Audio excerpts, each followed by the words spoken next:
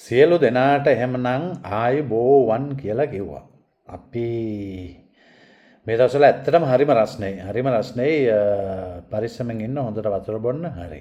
ඔය ඉන්න අතරේ ඔයගොල්ලෝ වැඩ කරගෙන අර මේ ඉන්නකොට දැන් කම්මැලිකමට ඇඟේ පතේ මහන්සියට අපි පොඩි කතාවක් කියන්න යන්නේ ඔයගොල්ලන්ට පොඩි විනෝදයක් ලබන්න. එහෙනම් මම මේ සත්‍ය සිදුවීමක් කියන්නම් අපිට අපේ යාළුවන්ට සිද්ධ වුණා.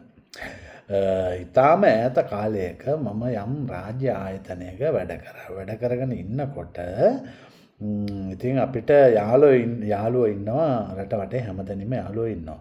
ඉතින් දවසක් අපි වැඩ ඇරිලා එළියට යන්න යනකොට මගදී අපිට හම්බ වුණා අපේ සගයෙක්. ඒ සගයාත් අපිත් එක්ක එකට වැඩ කරපු කෙනෙක්. එයා අලුත බැඳපු කෙනෙක්. එයාගේ බිරිඳත් එක්ක තමයි ආවේ. ඉතින් අපි කීප දෙනෙකුත් ඔතන හිටියා. ඇවිල්ලා ඒ කියන පුද්ගලයා අපිට කිව්වා මචං මේ මගේ වයිෆ්. ඊට පස්සේ මම මොකද ඇහුවේ මං ඇහුවා මේ කාන්තිද කියලා. නෑ මම සුනීතා නෑ මේ කාංචනා නෑ එහෙනම් කුමාරි නෑ කිව්වා. මම එහෙම නිකන් අපි දන්නවනේ විහිළුවට මම කිව්වට පස්සේ අර කාන්තාව මගේ යාළුවගේ දිහා හොඳට බැලුවා.